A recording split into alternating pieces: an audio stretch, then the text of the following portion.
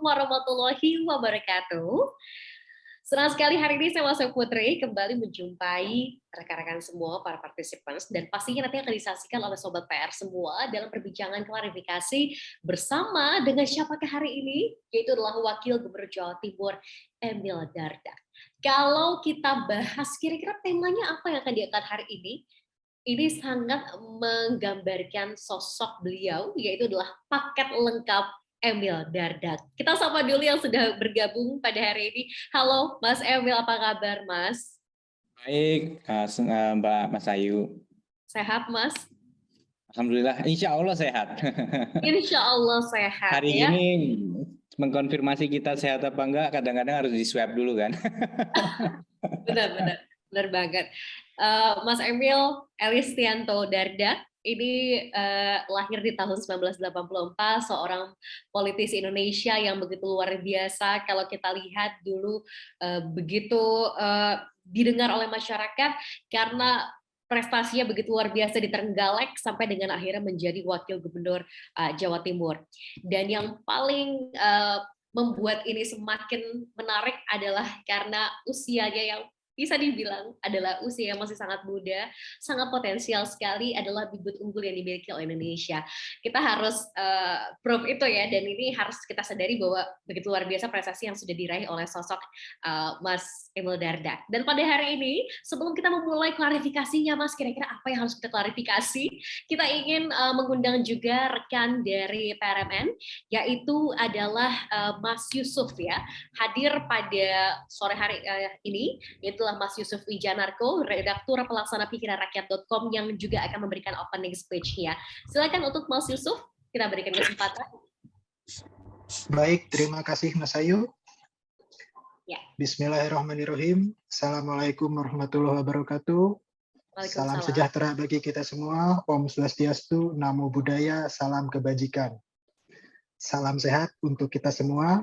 Yang terhormat Wakil Gubernur Jawa Timur, Mas Emil Dardak. Terima kasih Mas. Selamat datang di acara kami yang kami sebut dengan klarifikasi. Mudah-mudahan tidak seperti merasa sedang diinterogasi begitu ya, tetapi ini sesuai dengan judulnya klarifikasi.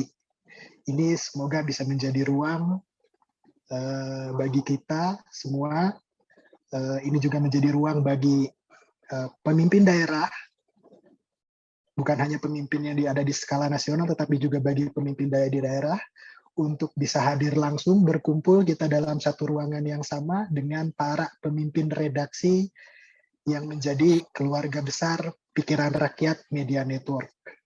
Seperti di sini bisa kita saksikan sudah ada 100 lebih orang yang hadir pada kesempatan kali ini. Jumlah mitra Pikiran Rakyat Media Network hingga saat ini jejaring kami sudah mencapai 210 mitra. Bahkan pada tahun lalu kami memecahkan rekor muri sebagai media online berjaringan pertama yang mengusung konsep ekonomi kolaboratif.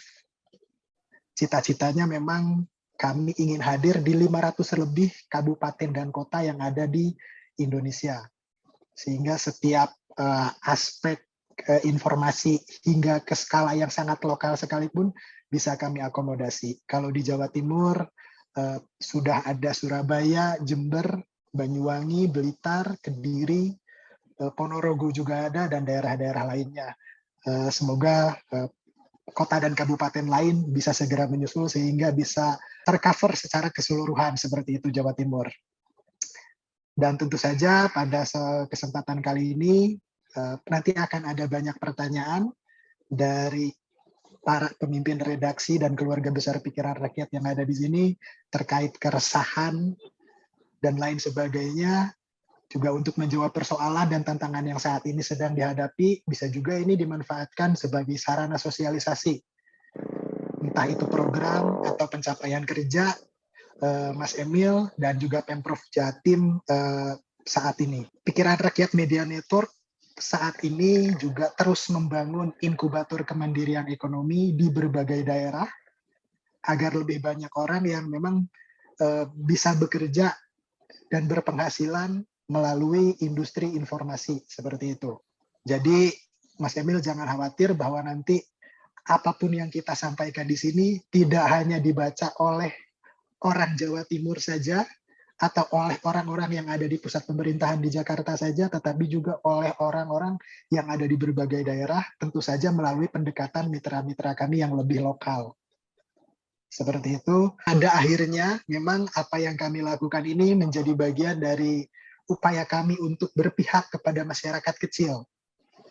Kami ingin menyuarakan keresahan masyarakat kecil, termasuk di dalamnya memberi ruang advokasi, baik itu dalam hal ekonomi, hukum, maupun kesehatan yang memang menjadi perhatian banyak pihak belakangan ini. Itu saja sambutan dari saya. Sekali lagi terima kasih Mas Emil atas kehadirannya pada kesempatan kali ini.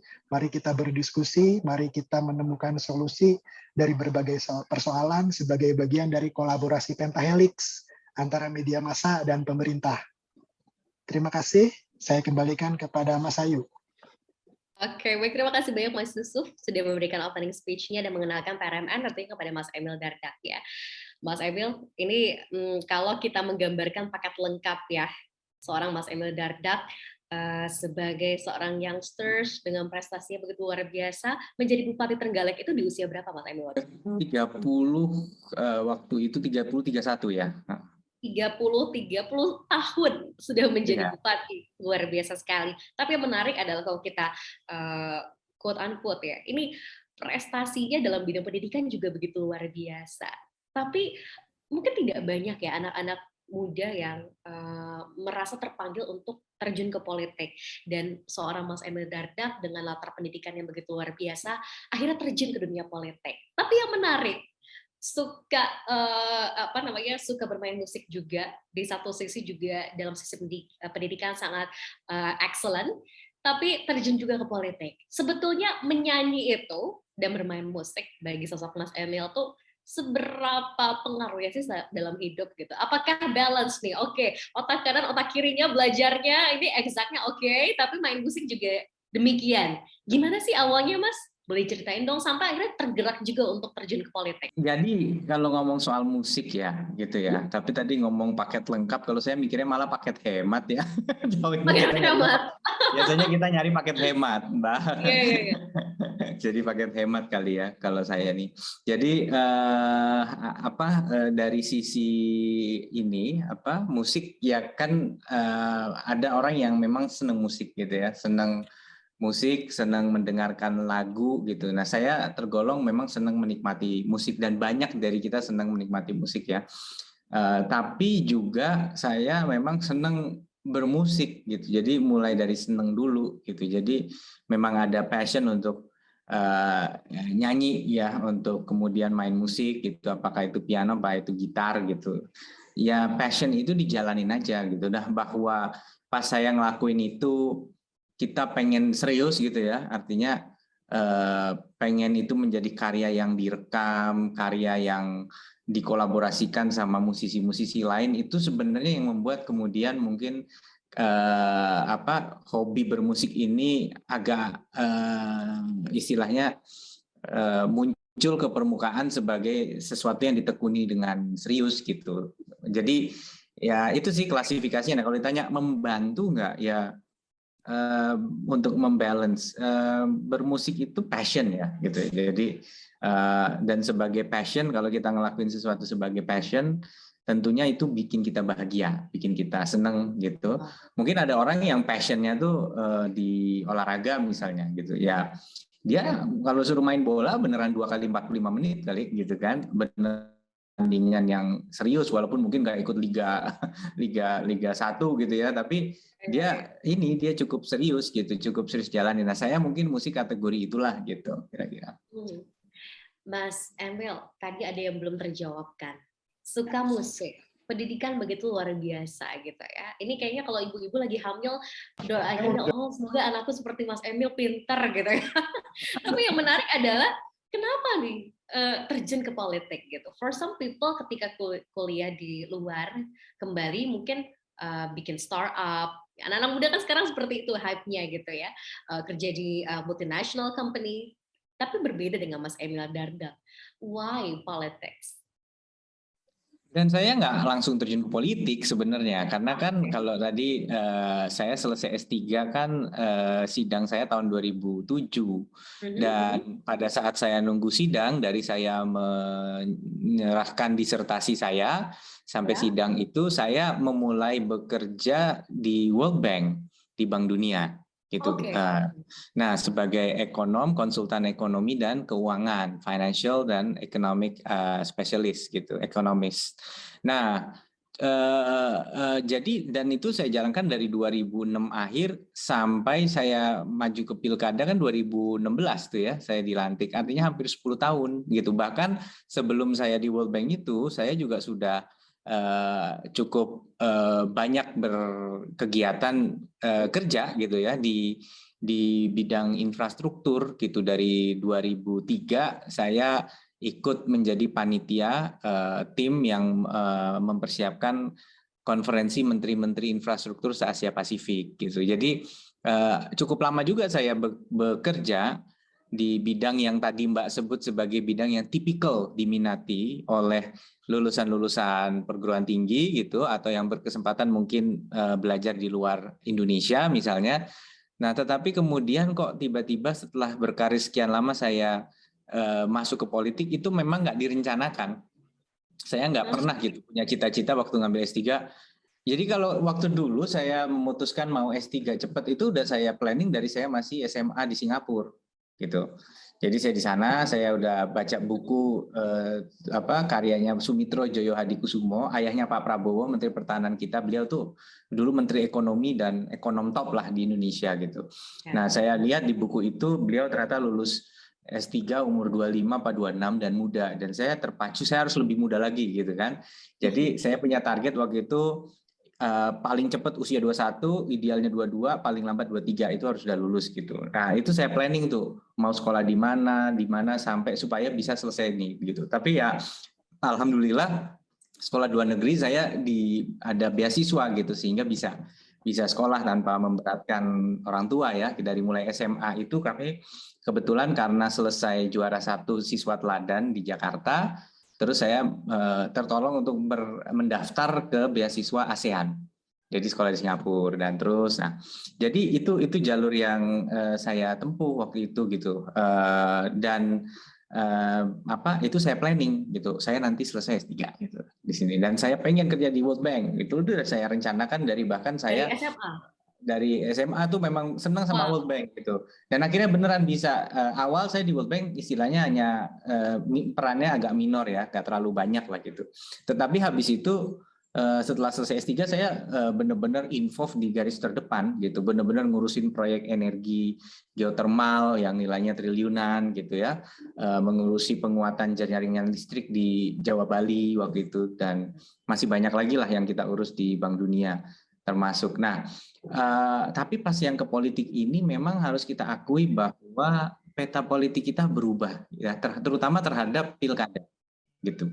Dan momen ini harus kita akui, pilkada yang paling legendaris itu adalah Pilgub Jakarta 2012. Di situ muncul Pak Jokowi, wali kota Solo, yang memang waktu jadi wali kota Solo juga beliau mulai muncul nih, mulai terdengar gitu gaungnya dengan gebrakan-gebrakan Pak Jokowi gitu. Dan kemudian beliau ke Jakarta maju di Pilgub 2012 gitu, dan seru lah. Dan boleh kita bilang kontestan di Pilgub 2012 juga hebat-hebat gitu ya waktu itu gitu. Kelasnya ada Pak Hidayat Nur Wahid, ada Pak Alex Nurdin, ada Pak Fauzi Bowo sendiri gitu, yang seorang teknokrat hebat sebenarnya gitu ya, dan Pak Jokowi dengan warna politik yang baru. Nah, disitulah kemudian pilkada bukan lagi sesuatu yang orang umum tuh kurang memperhatikan, tapi mereka justru sangat memperhatikan gitu. Dan mungkin itu berbarengan ya dengan berkembangnya media sosial, berkembangnya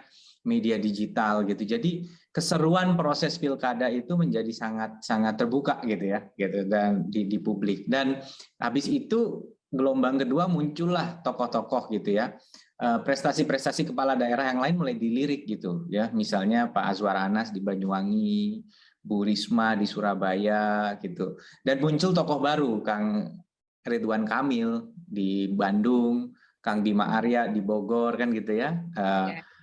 Pak Dani Pomanto di Makassar, muncullah gitu tokoh-tokoh yang kalau kita lihat latar belakangnya Kang RK itu arsitek, ya kan? Arsitek gitu tiba-tiba bisa jadi wali kota. Kang Bima Arya dosen, walaupun memang aktif di PAN tapi beliau lebih kental dosennya gitu. Terus bisa jadi wali kota di Bogor gitu. Jadi ini terbangun gitu sejak 2012 tuh makin terbangun ketertarikan terhadap publik terhadap pilkada. Nah, nggak berarti kemudian saya pengen jadi wali kota waktu itu nggak gitu ya, cuman atau saya jadi bupati, tapi partai-partai juga kemudian melirik wajah-wajah baru, Mbak.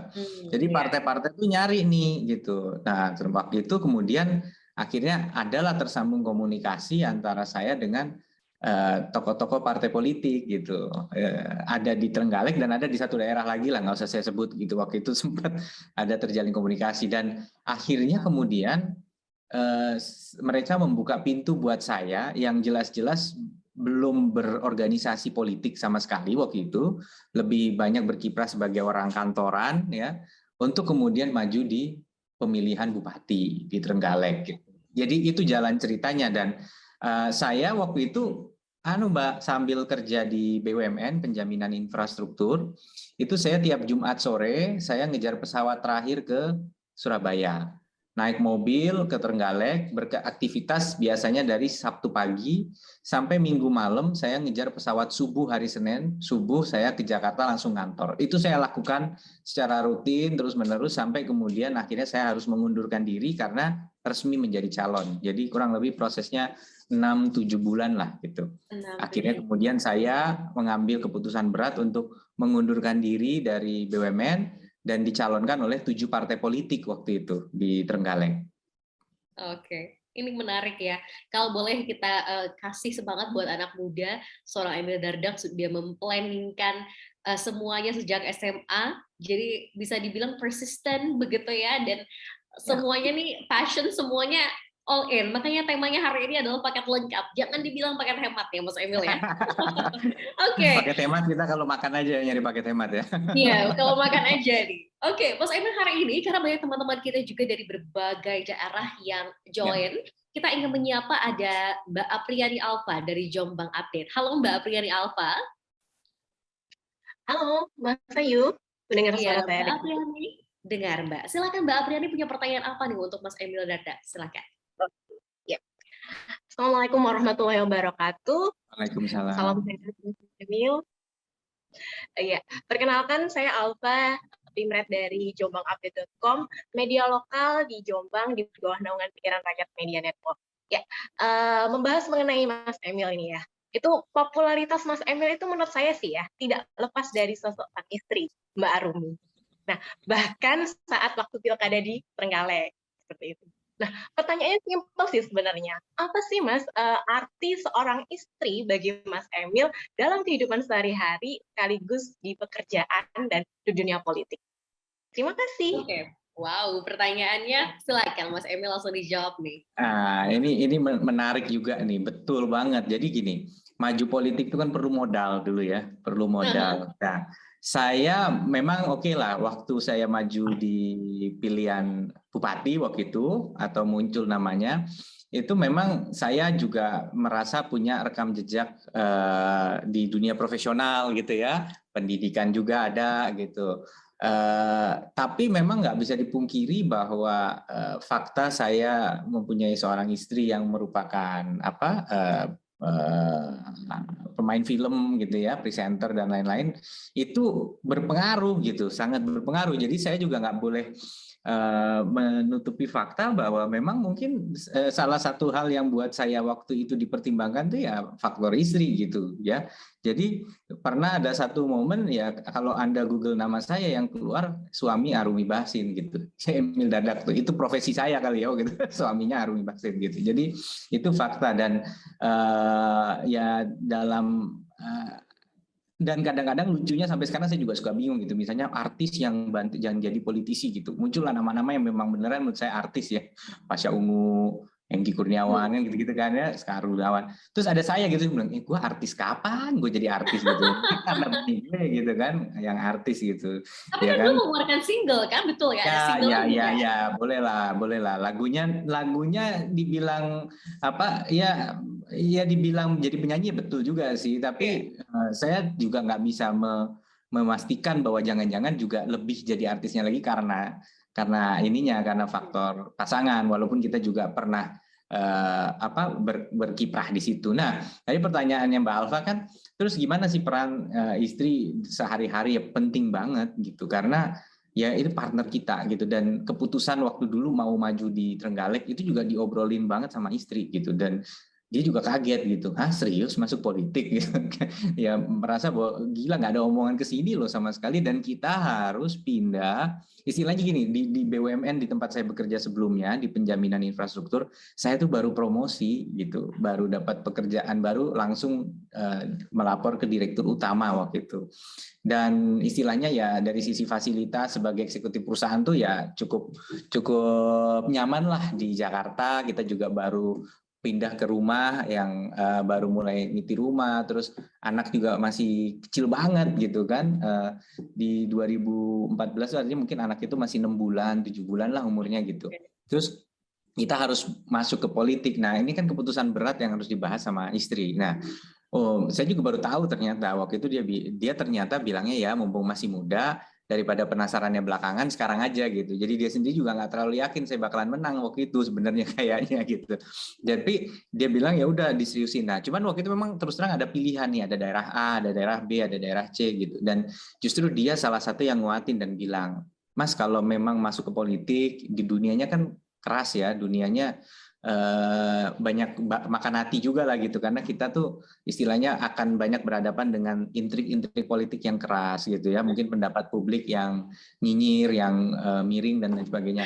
Apa nggak lebih baik kita ngabdi di desa aja, kata dia gitu. Jadi orang tuh lebih merasakan pengabdian kita gitu ketimbang di daerah perkotaan. Waktu itu gitu dia ngomong. Ya akhirnya ya sudah kita pindah ke Trenggalek, dan benar-benar itu walaupun saya punya nenek di sana, kita tuh yang sekarang sudah almarhumah waktu itu kita tuh tinggal di salah satu kamar. Mungkin kalau saya lihat ukuran kamar itu mungkin 3x3 kali ya, 3x2,5 gitu ya.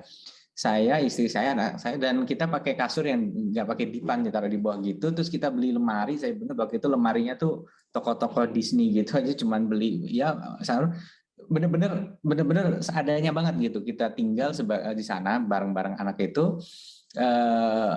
Dan berjuang dari nol gitu, karena benar-benar mundur dari pekerjaan, ya artinya nggak ada income, ngandelin tabungan yang selama ini ada, dan kita berjuang. Tapi saya juga janji gitu, nggak akan penasaran lagi habis itu gitu. Saya bilang oke, ini satu kita coba, kita maju, ya kalau nggak ya sudah, kita akan bangun lagi karir lagi gitu di dunia profesional gitu. Jadi ya itulah penguatan dari istri gitu, dan saya nggak memutuskan itu sepihak, karena yang akan menerima konsekuensinya juga istri dan anak kan gitu. Jadi itulah, dan alhamdulillah juga memang selama kampanye ya faktor dia juga membantu banget gitu, faktor istri. Cuman tiba-tiba hamil itu pas lagi kampanye. Jadi terakhir ada satu momen dia hampir pingsan waktu kita kampanye di pasar di daerah Kampak gitu, Kecamatan Kampak. Ya udah nggak bisa deh, mau nggak mau harus kita bawa. Akhirnya saya minta tinggal di Surabaya dulu, karena waktu itu kita pengen nyimpen ini umbilical cord ya, apa sih ada cord itu kayak untuk nyimpen sel induk gitu ya. Jadi kalau melahirkan harus jaraknya deket ke tempat, jadi kita ngelahirin di Surabaya waktu itu. Nah jadi waktu itu ya udah dia duluan, mungkin H-1 bulan atau H-1,5 bulan lah dari coblosan gitu. Wow. Jadi ya itu perjuangannya gitu, dan akhirnya dia tinggal di Surabaya dulu karena sudah harus siaga gitu, dan saya lagi kampanye di pegunungan, toto dikabarin udah pembukaan, langsung meluncur kan kita untuk lahiran anak saya yang laki. Oke, jadi bisa dibilang Arumi Basin sebagai istri dari Mas Emil ini one of the strongest women gitu ya bagi ya, betul. Emil. Luar biasa banget ya. Jadi peran istri ini sangat luar biasa karena strongnya itu yang membuat Mas Emil bisa berdiri sampai dengan saat ini gitu. Tapi yang menarik juga ada teman kita dari Halmahera, ada Mas Ahmad Sayuti yang juga mau bertanya nih sama Mas Emil. Halo Mas Ahmad Sayuti dari Suara Halmahera. Halo Mbak. Oke, Mas Ahmad silakan, punya pertanyaan apa nih untuk Mas Emil nih dari Halmahera nih, jauh-jauh nih. Assalamualaikum Mas Emil. Waalaikumsalam Mas Ahmad Sayuti. Dan rekan-rekan sekalian, selamat sore. Saya Ahmad Sayuti Majid dari Suara Halmahera, salah satu jejaring media PRMN di Indonesia bagian timur, Mas. Ya. Langsung saya ke pertanyaan saya, Mas. Tadi kan Mas sudah bicara peran istri kan, sekarang partner Mas di politik ini. Setelah melangkahkan kaki jadi wakil gubernur, mendampingi Ibu Gubernur di pemerintahan tentunya. Mas Emil, bagaimana hubungan personal dan politik dengan Ibu Gubernur? Itu saja, sekian dari saya. Terima kasih, Mas. Oke, terima kasih Mas. Wah, ini bagaimana hubungan antara Mas Emil dengan Bu Khofifah nih sebagai partner?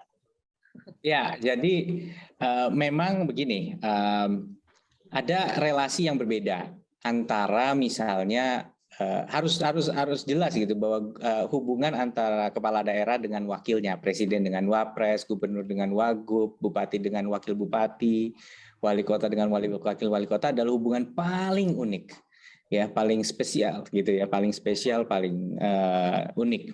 Kalau dulu saya pernah menjadi saat bekerja di BUMN atau di itu, saya pernah punya atasan yang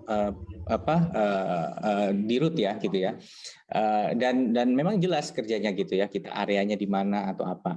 Nah, begitu kita menjadi kepala daerah dan wakil, ini kan paket elektoral gitu, kita dipilih bersama-sama ya. Dulu tuh ada masanya wakil itu ditunjuk oleh gubernur misalnya, itu tapi zaman dulu. Tapi kalau sekarang sejak beberapa pemilu terakhir dipilih sepaket, artinya kita berjuang bersama-sama pada saat pilihan. Nah, kita tidak memungkiri seringkali terdengar gitu bahwa kemudian terjadi konflik pada saat setelah menjabat gitu ya. Nah, cuman saya bersyukur bahwa di Jawa Timur gitu ya, Bu Gubernur dan saya, kita benar-benar bekerja sama gitu. Saya menyadari bahwa komandernya hanya satu, hanya ada satu komandan, gitu. Tidak ada dua komandan. Komandannya adalah gubernur. Atau kalau di bupati, kalau di nasional presiden itu komandan. Nah, fungsi kita sebagai wakil ini adalah membuat pekerjaan beliau menjadi lebih sukses, lebih berhasil, lebih efektif, gitu. Dan tidak dilakukan secara individu, tetapi dilakukan secara kolektif bersama-sama gitu. Atau sebutnya duit tunggal. Nah, kebetulan yang menarik yang mungkin membuat relasi saya agak lebih mudah gitu ya. Ini karena memang kita punya latar belakang yang sangat berbeda ya. Beliau, mohon maaf, mungkin beliau perempuan, saya laki-laki gitu kan. Kemudian beliau adalah senior yang punya jam terbang luar biasa. Saya seringkali dianggap mewakili generasi yang milenial istilahnya. Nah, ini yang kemudian membuat beliau kadang-kadang bahkan cukup sering meminta input dari saya terkait perspektif yang bisa memperkaya apa yang kita sedang lakukan gitu. Nah, termasuk misalnya hal-hal yang berkaitan dengan ekonomi, berkaitan dengan analisis akademis, itu Ibu ngasih ruang. Gimana pendapatnya Mas Emil? Kadang-kadang juga diberi mandat, oke, kerjakan ini gitu. Dan menurut saya itu dan agak mudah bagi saya karena sekali lagi Bu Khofifah ini politisi yang sudah jam terbangnya sudah banyak. Beliau sudah jadi menteri 2 kali, pernah jadi wakil ketua DPR. Dari zaman Pak Harto, beliau sudah pernah terkenal karena bisa berani membaca sebuah pidato yang kritis terhadap pemerintahan dan rezim saat itu gitu. Itu dulu gitu, di zaman Orde Baru, di reformasi beliau jadi penggerak, dan di era Pak Jokowi jadi menteri lagi, dan hari ini jadi gubernur. Jadi disinilah saya melihat beliau itu sebagai sosok yang sangat berpengalaman, sangat kompeten, dan beliau Ketua Umum Muslimat Nahdlatul Ulama. Jadi beliau juga tokoh agama yang sangat saya segani. Nah, disinilah saya merasa sangat lancar untuk bisa membangun satu relasi di mana jelas sekali bahwa beliau adalah komandernya, beliaulah jenderalnya, gitu. Dan saya harus memberikan kesiapan saya untuk mensupport beliau, ya, untuk mensupport beliau bersinergi, berpikir bersama, menjalankan tugas-tugas strategis yang disuruh, menyiapkan program bantuan sosial kemiskinan misalnya. Mas Emil bikin analisa akademisnya. Pastikan ini secara aturan masuk, komunikasi dengan aparat penegak hukum, komunikasi dengan ini gitu. Itu dikasih ruang gitu. Dan saya ikut tapi ada proses tentunya ya, artinya bagaimana juga kepala-kepala dinas misalnya itu bisa menempatkan diri dengan pas gitu. Artinya mereka juga sadar bahwa gubernurlah jenderalnya, wakil ini posisinya membantu gubernur. Jadi pada saat mereka bekerja sama dengan saya, mereka tahu cara menempatkan diri yang tepat gitu ya. Nggak bisa juga fait accompli tiba-tiba ngeloncatin gitu ya. Seakan-akan oke, semua keputusan di Wagub, nggak ada gitu. Tetapi keputusan tetap di gubernur, tapi kita godok bareng-bareng atau delegasinya sudah dikasih ke saya. Nah, jadi gitu Mas Ahmad Sayuti, insya Allah alhamdulillah saya banyak bahkan mendapat istilahnya kesempatan, peluang dan juga diskusi yang sangat dan saya juga melihat jejak kepemimpinan beliau bersama-sama selama 3 tahun ini sesuatu yang menurut saya sangat menambah motivasi dan inspirasi bagi saya. Oke, luar biasa banget ya. Jadi kerjasama yang dijalin itu ibaratnya saling mengisi apa yang mungkin tadi dikatakan mewakili generasi milenial. Mas Emil mencoba lakukan itu, risetnya juga lebih didalami lagi dan lain sebagainya. Ini penting ya bahwa sebetulnya ternyata gap usia dalam politik pun tidak jadi masalah kalau bisa bekerja sama dengan baik ya. Ada satu yang pengen saya sampaikan Mbak Mas Ayu. Boleh. Kadang-kadang perangkat pemerintahan itu kan PNS permanen ya, mereka akan selalu ada di posisinya, ya nggak sih? Iya dong, karena kan mereka kan itu. Nah, sedangkan saya dan Bu Gubernur adalah pejabat elektoral, kami dipilih oleh publik gitu. Ada janji-janji publik ya, ada hal-hal yang penting yang harus kita bahas. Nah, saya kadang-kadang perspektif itulah yang saya tambah kepada Bu Gubernur. Perspektif yang belum tentu muncul dari birokrat. Tapi karena saya merasa, Bu, kita ini sama-sama berjuang dulu di kampanye, maka publik akan mengharapkan kita begini, publik akan mengharapkan begitu gitu ya. Dan kita harus tahu bahwa hari ini suka tidak suka, masyarakat melirik daerah-daerah lain juga, daerah lain ngapain. Nah, pernah satu waktu itu saya ngintip daerah lain ngapain gitu, ya. Termasuk pada saat Ibu minta, Mas Emil tolong kasih masukan refocusing kita berapa baiknya, gitu. Refocusing, ya tentu sesuai kebutuhan. Tapi kalau sesuai kebutuhan nggak bakalan cukup. Nah, pernah saya kemudian menganalisa Jakarta, Jabar ini segini. Saya share tuh di grup itu. Ada yang nyeletuk balik, kalau kita sesuai kebutuhan aja Pak. Saya bilang, saya kasih, ini angkanya sesuai kebutuhan, saya lempar. Jauh lebih besar daripada itu, dan nggak mungkin kita penuhi. Artinya bahwa kadang-kadang mereka nggak menyadari komparatif itu juga ada pentingnya. Gitu. Artinya bagaimana sih sebenarnya perspektif politik ini nggak bisa dipisahkan dari kebijakan publik, tapi tetap jangan semata-mata politis semua gitu. Nah, disinilah kadang Bu Gubernur dan saya kita suka istilahnya tektokan lah gitu ya. Kita tektokan, ini bahwa ya saya berusaha menjaga karena prinsip saya begini bahwa saya akan berkinerja dengan baik manakala gubernur saya berkinerja dengan baik. Pasti saya akan mendapatkan manfaat sebagai wakil yang mensupport gubernur yang berkinerja baik gitu.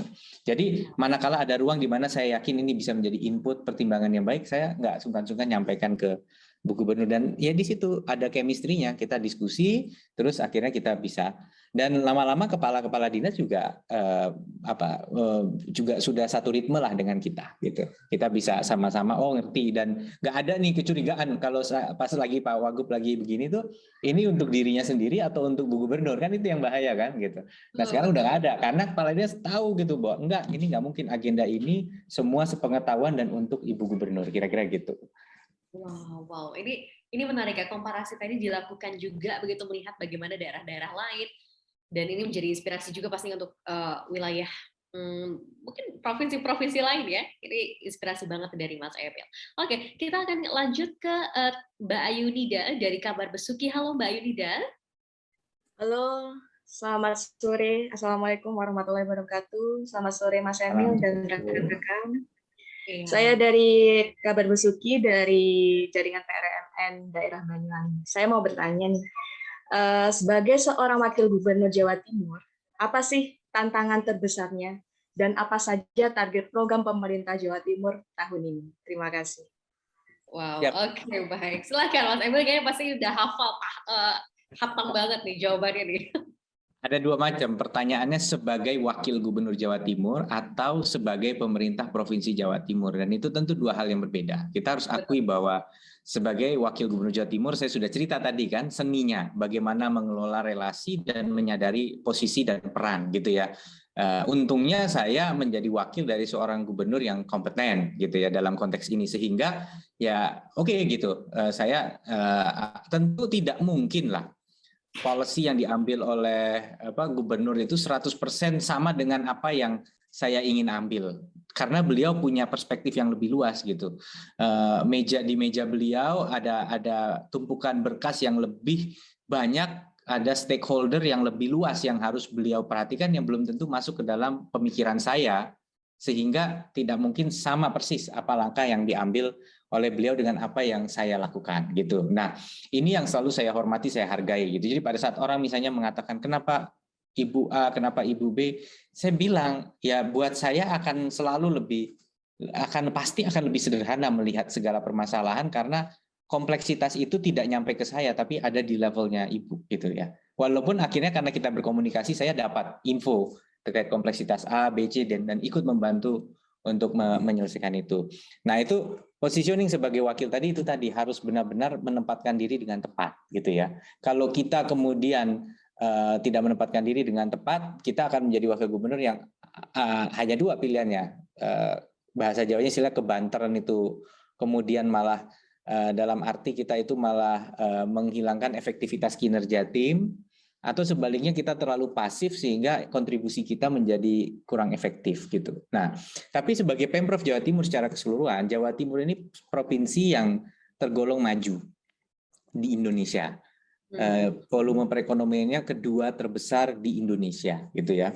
Kedua terbesar di Indonesia. Anggarannya tidak kedua terbesar ya. Anggarannya masih lebih besar Jawa Barat. Tadi saya baru hitung katanya sekitar 70% anggarannya Jawa Barat lah gitu kita. Tapi ekonomi kita justru terbesar kedua. Jadi dibandingkan dengan setelah Jakarta adalah Jawa Timur. Tapi di Jawa Timur itu ada dua dunia. Banyak anak-anak yang jadi juara olimpiade.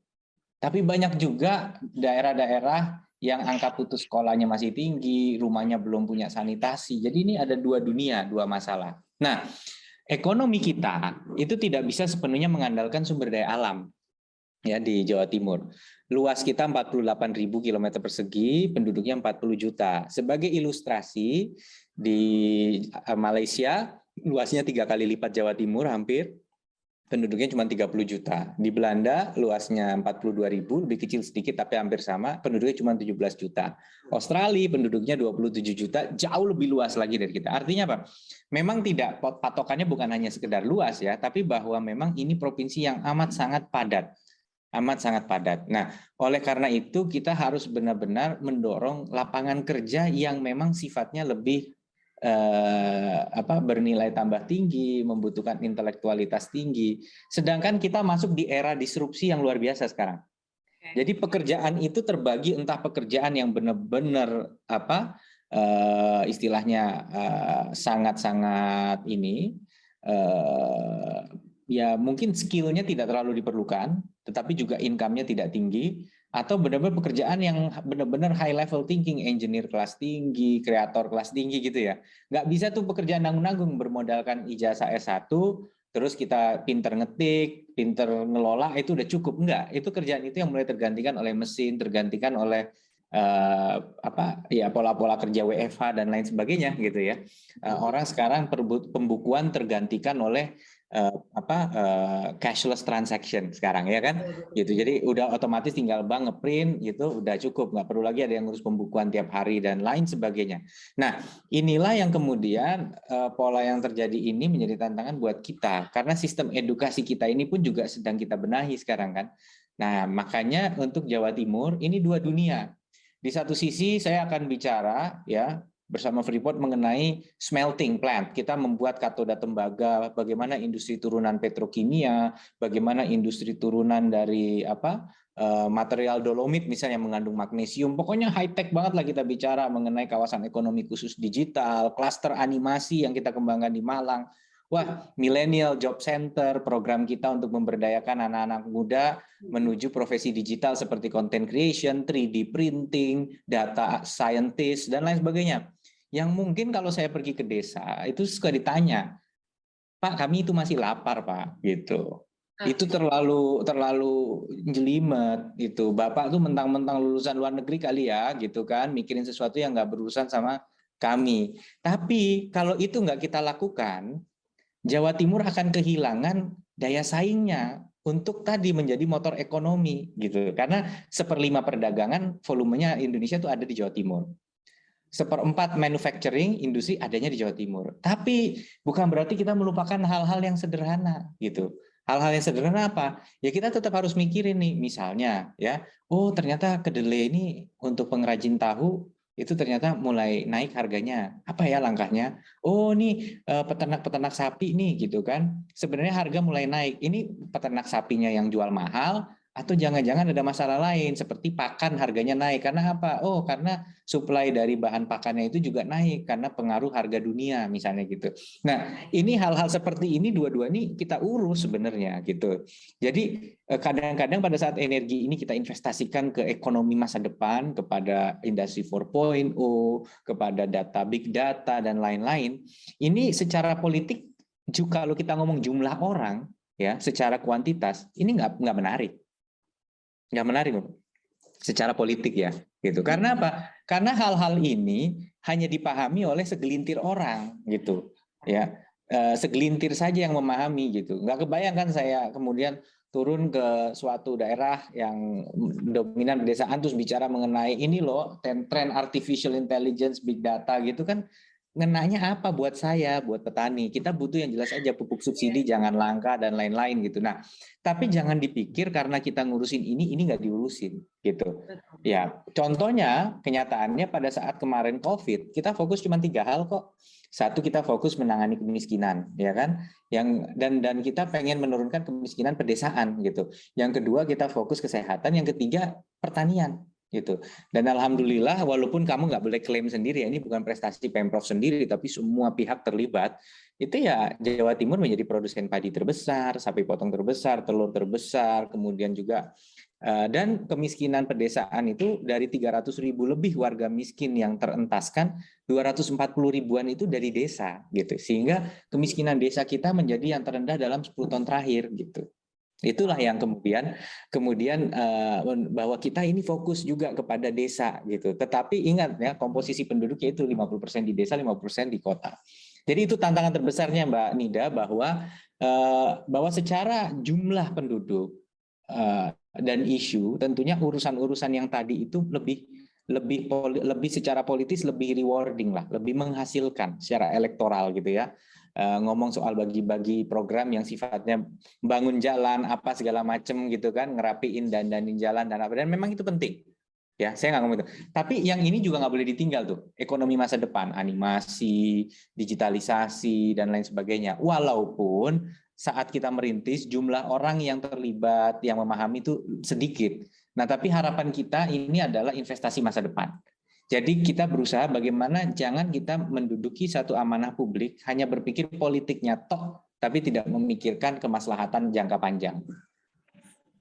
Wow, luar biasa loh Mas Emil. Ini kalau kita bahas mengenai Jawa Timur ya, tadi Mas Emil sempat katakan tidak bisa kita lupakan mengenai perkembangan zaman, tapi kita tidak juga akhirnya melupakan apa yang harus dilakukan dari hal-hal yang sangat menyentuh hati masyarakat soal isu kemiskinan dan lain sebagainya. Ini semuanya dibuat balance gitu. Jadi kalau aku dengar tadi Mas Emil menjelaskan, ini seperti mind mapping ya. Semua itu dibuat mappingnya seperti apa.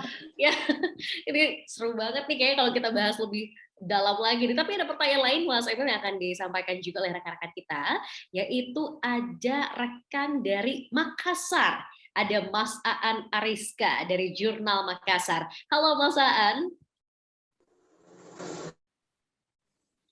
Halo, Mas Aan sudah join? Oke. Ya, halo. Ya, silakan Mas Aan, pertanyaannya untuk Mas Emil Dardak. Ya, selamat sore Mbak Mas Ayu dan rekan-rekan, juga Pak Wakil Gubernur Mas Emil. Saya Mas dari Makassar, perwakilan Pikiran Rakyat Media Network. Langsung saja ke pertanyaannya Mas Emil. Sebagai seorang politik, tentu target tertinggi adalah menjadi RI 1 atau RI 2. Nah, Mas Emil sendiri gimana tanggapannya yang namanya dikait-kaitkan akan menjadi salah satu pengganti dari Pak Jokowi? Demikian Mas Emil. Nah loh, ini Mas Emil gimana nih? Ini sudah ada decision kah? Keputusan kah? Oke. Gini. Semua profesi atau jalan kehidupan tuh ada jalurnya ya, gitu. Artinya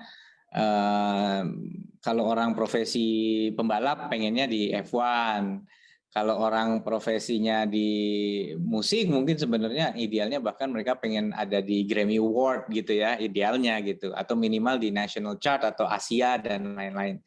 Tapi politik tidak se-straightforward itu sebenarnya. Kalau politik tidak bisa semata-mata didrive oleh ambisi karena so many factors gitu. Terlalu banyak faktor eksternal dan terlalu besar amanah yang kita pegang hari ini untuk kemudian mengalihkan fokus kita kepada hal-hal yang berkaitan dengan kontestasi politik gitu ya. Nah, apa yang ingin saya sampaikan betul bahwa kan kalau kerjanya bagus, otomatis kan juga pasti chance-nya makin baik kan gitu kan, harusnya kan. Tapi tidak selalu begitu. Coba lihat deh video-video yang viral tentang tokoh-tokoh politik itu kebanyakan berkaitan dengan kinerja atau bukan. Kadang-kadang bukan loh, kadang-kadang tuh malah certain issue ya, misalnya gitu. Ada kepala daerah yang birokrasinya bagus kok gitu kan, kepuasannya tinggi, tapi nggak pernah tuh dia terekam marah-marah gitu atau ngamuk gitu ya. Nah, akhirnya orang nggak kenal sama dia gitu. Padahal sebenarnya dia punya cara yang efektif untuk membangun kinerja tim gitu. Nah, terus gimana? Karena dia pengen dikenal dia harus marah gitu. Nah, ini yang susah. Maka dalam politik ini kalau kita mengutamakan kontestasi, kadang-kadang pengorbanannya ini ada pada amanah yang kita pegang hari ini. Nah, kita tentunya harus diakui bahwa memang nggak mudah untuk menerima fakta bahwa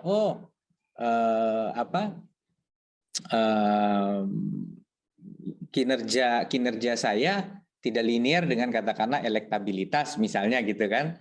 Itu kan memang bukan hal yang mudah karena orang juga bilang loh elektabilitas itu tolok ukur dari kinerja juga loh gitu. Nah, ini yang kadang-kadang sulit. Maka saya sering katakan nih kadang-kadang juga ada masalah takdir juga dalam politik itu gitu. Seperti bagaimana saya harus jujur, saya tidak pernah merencanakan diri saya menjadi wakil gubernur gitu.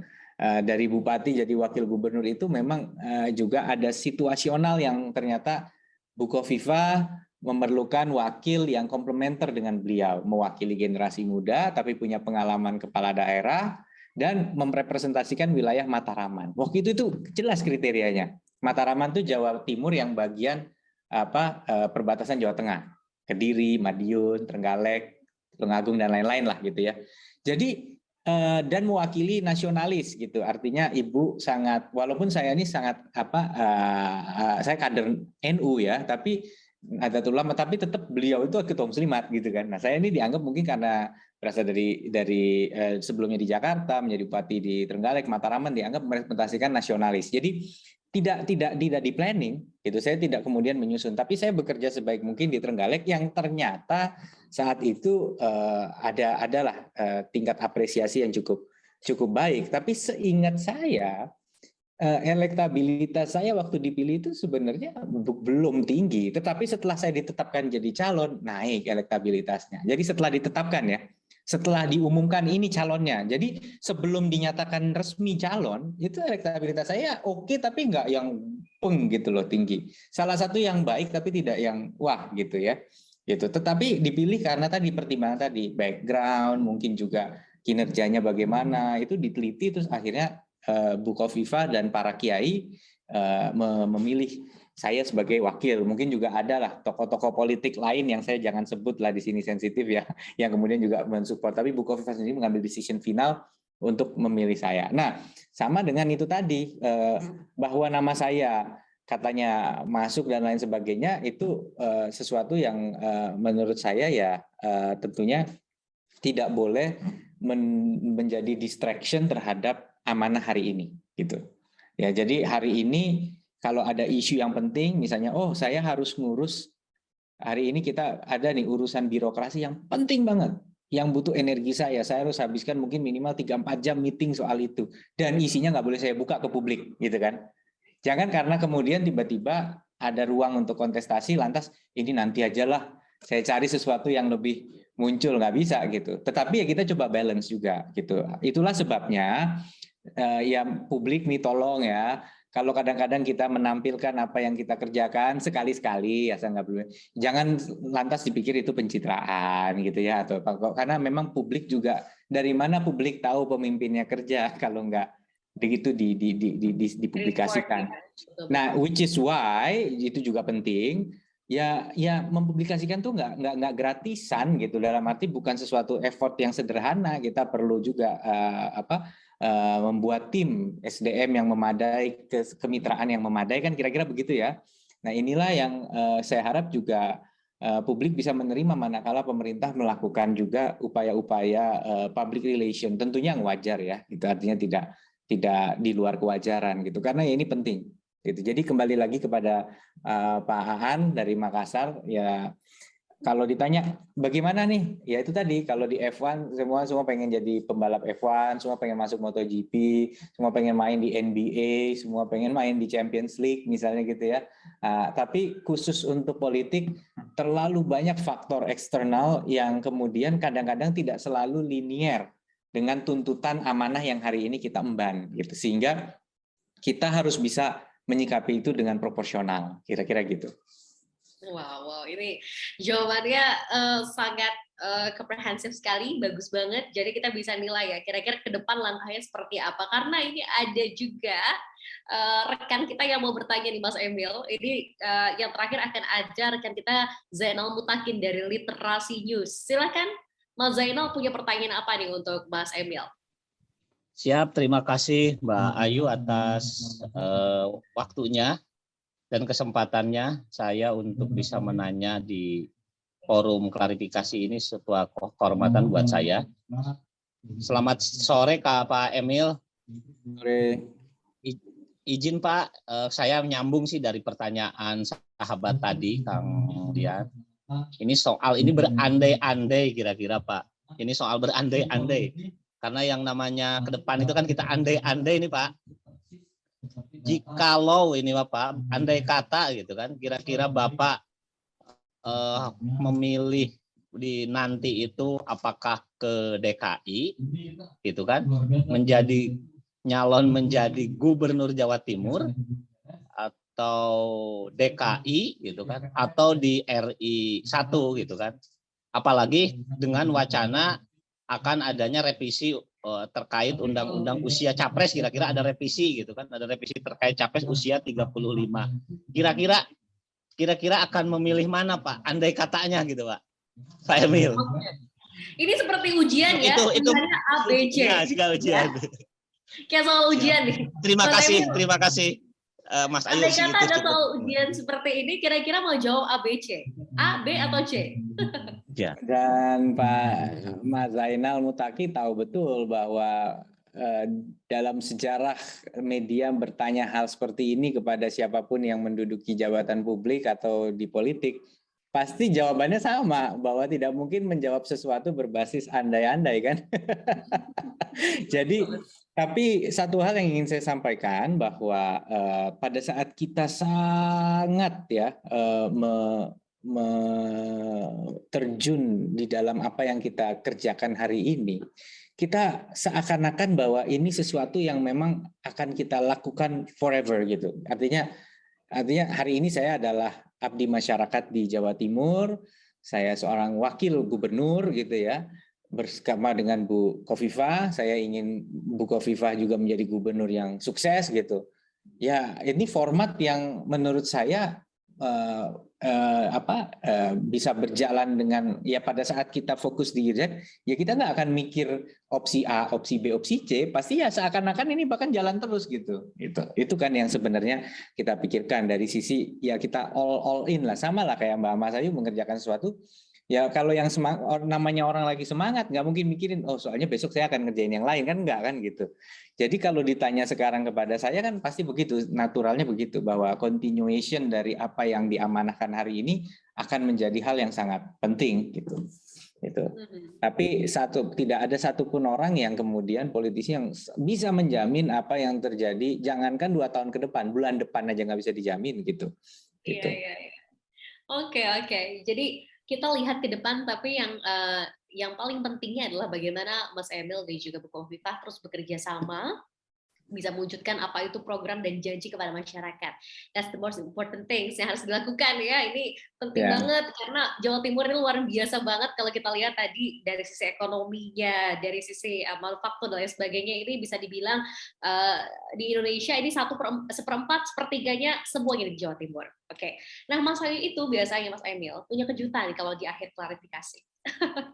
Ada kita kuis dadakan ya Mas Emil ya. Aduh, ya, kuis ngeri gampang susah nih, tapi yakinlah Mas Emil bisa jawab ya. Oke. Jadi ada 4 tokoh yang akan Mas Ayu sebutkan nama-namanya ini. Nanti Mas Emil boleh menjelaskan, mendescribe orang-orang ini dalam sebuah kalimat ya. Mudah sih, yakin sih buat Mas Emil ya. Oke. Kita buat agak deg-degan dulu boleh ya? Oke, yang pertama ini adalah sosok yang saat ini tengah memimpin Jawa Tengah, ya, yaitu adalah Bapak Ganjar Pranowo. Kalau bisa didescribe dalam sebuah kalimat, bagaimana sosok Ganjar Pranowo untuk Mas Emil? Saya kenal pribadi sih ya, jadi sosok yang sangat karismatik, merakyat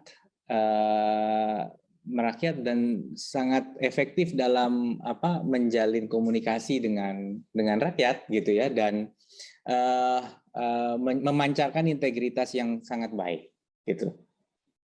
Berintegritas yang baik. Oke. Nomor 2, ini masih banyak ya nama-nama lain ya Mas Emil ya. Nomor 2 ini saat ini tengah memimpin Jawa Barat ya. Tadi sempat di-mention oleh Mas Emil terkait dengan sosok Kang Emil. Panggilannya Kang Emil juga nih, Kang Ridwan Kamil. Nah, gimana nih dalam sebuah kalimat sosok Ridwan Kamil? Beliau tentu sosok yang cerdas dan arsitek yang sangat cerdas gitu ya, dan progresif dalam mendorong inovasi-inovasi di dalam apapun yang beliau kerjakan. Oke. Nomor 3, ada 4 ya. Nomor 3, Arumi Bachir. Soulmate. Soulmate. Sangat-sangat kata-katanya sederhana tapi maknanya luar biasa, soulmate ya. Belahan jiwa kita. Oke. Yang keempat, Ibu Khofifah dalam sebuah kalimat.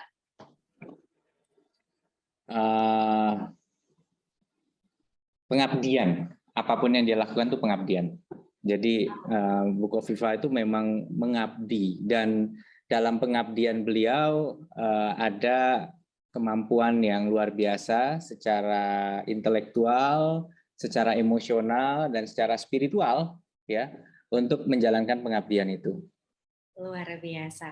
Sudah kuisnya ya, kita sudah bisa membayangkan ternyata Mas Emil bisa menilai bukan hanya dari sisi personal, tapi juga dari sisi kinerja pemimpin-pemimpin tersebut gitu ya. Mas Emil, karena tadi kita sudah dengar seorang Mas Emil sudah mempersiapkan semuanya, bahkan sejak SMA, nggak banyak anak muda melakukan itu. Di tengah literasi membaca yang juga harus terus ditingkatkan untuk anak-anak Indonesia. Apa pesan dari seorang Emil Dardak untuk para youngsters di luar sana, para milenial, agar mereka sadar bahwa 2045 ini Indonesia ke depan ada di tangan para pemuda-pemudinya? Apa yang ingin Mas Emil sampaikan? Ya, baik. Saya rasa banyak generasi milenial yang galau ya, karena ini masa transisi gitu. Mungkin bagi generasi X ya, artinya kelahiran 65 sampai kelahiran 80, itu mereka punya panutan ya yang jejak hidupnya bisa diikutin gitu ya. Jadi sekolah yang rajin, ijazahnya bagus, kemudian dapat kerja mapan, hidup kerja di perusahaan yang mapan atau kerja di pemerintahan, pokoknya gitulah. Nah, generasi milenial ini nggak tahu panutannya kemana, karena orang tua mereka itu jalan hidupnya tidak bisa diikutin. Nah, ini ada studinya, Mbak. Saya jadi agak saintifik. Saya pernah berangkat ke Washington DC, diundang sama Michael Bloomberg sama Harvard University. Itu ada. Jadi generasi X itu peluang dia untuk punya hidup lebih baik dari orang tuanya itu tinggi. Jadi dia akan punya income lebih baik dari orang tuanya. Tapi generasi muda sekarang itu trennya berubah. Kemungkinan kita lebih mapan dari orang tua kita tuh kecil dibandingkan dulu. Ya betul, itu terjadi fakta.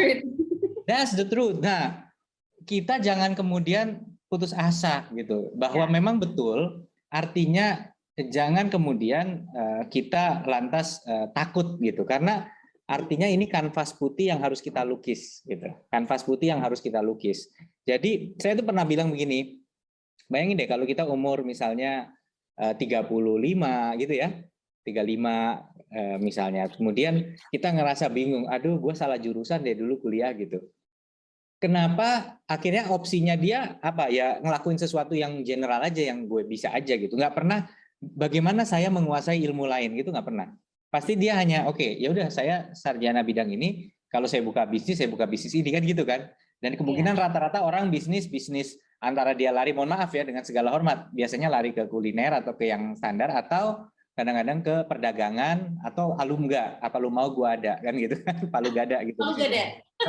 Tapi jarang ada yang kemudian pengen mendalami ilmu baru gitu. Padahal sebenarnya coba bayangin, kita kuliah 4 tahun ya. Kalau kita umur 35 ambil kuliah lagi ya sampai 39 lah, 4 tahun, kita kemudian bisa sisa hidup kita itu bisa kita fokuskan ke profesi yang baru gitu. Nah, saya berharap generasi muda yang merasa galau jangan sungkan untuk belajar lagi gitu.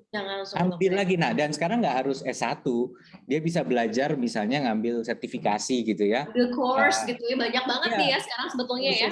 Betul, dan sekarang tuh orang tidak bawa biodata lagi, yang dibawa tuh portofolio, karya yang dicari orang. Bukan cuma sekedar CV, saya lulusan ini, IP saya segini, udah nggak gitu. Yang dicari sekarang udah pernah ngerjain apa gitu, portofolio gitu. Apakah secara profesional ataukah secara organisasi atau secara volunteer gitu ya. Tapi ada karya, oh iya loh, saya bisa ngerjain ini. Dan yang orang suka lupa di lowongan kerja, biasanya ada 7 syarat gitu ya, dari mulai ijazah, terus ada tuh berpenampilan menarik, berkomunikasi efektif, bisa bekerja dalam tim, bisa bekerja di bawah tekanan, kadang bisa mengendarai mobil dan lain sebagainya. Tapi kita cuma fokus yang satu doang, ijazah mulu. Nggak pernah ada yang latih gimana cara berpenampilan menarik. Nggak ada yang pernah melatih gimana berkomunikasi. Saya pernah tuh membuka job fair waktu itu, terus saya tanya gitu, kalian tuh sudah di briefing belum nanti komunikasinya gimana Pak? Jadi saya ingin nyampaikan kepada generasi muda, jangan takut untuk belajar hal baru, untuk bahkan banting setir. Karena terlalu tidak adil untuk hidup kita divonis hanya karena selembar ijazah yang kita pegang. Gitu. Ini keren banget sih. Jadi sangat memungkinkan misalkan lulusan psikologi belajar coding misalnya ya Mas Emil ya? Iya, belajar coding atau desain grafis atau fotografi atau ya bisa. Bahkan kemarin itu kita pernah bikin video klip itu, nah tapi ini ekstrim sih ya, makeup artisnya itu sarjana kedokteran, tapi harusnya jadi dokter ya. Cuman menunjukkan bahwa passion bisa dipersu, tapi akhirnya dia akan ngambil apa? Dia mau ngambil spesialis di bidang kecantikan, dokter kecantikan gitu. Tapi artinya passion, ada sarjana hukum yang kemudian mendalami fotografi karena dia ini. Jangan kemudian dibilang kamu nggak serius jadi orang hukum, bukan. Tapi ya itulah hari ini bahwa banyak sekali ruang profesi yang bisa kita ambil. Betul, wah keren banget ya. Jadi sekarang bukan hanya sekedar IPK-nya berapa, tapi soft skill, hard skill apa yang kita punya untuk kita bisa sustain, bisa mungkin bersaing bukan hanya dengan bangsa sendiri, tapi juga ini kayaknya udah bisa bilang global citizen ya. Semua orang tuh sudah bersaing dengan warga dunia gitu ya, Mas Emil ya. Mbak Mas Ayu, biasanya orang kuliah itu keputusan ngambil jurusan apa, umur berapa ngambilnya? Rata-rata? 17? Approximately 17-18 kayaknya. Mungkin nggak hidup seseorang itu diprediksi dengan benar saat usia dia 17-18 dan sisa hidupnya sampai insya Allah kalau seumur Nabi 65-70 gitu ditentukan pada saat dia 17-18.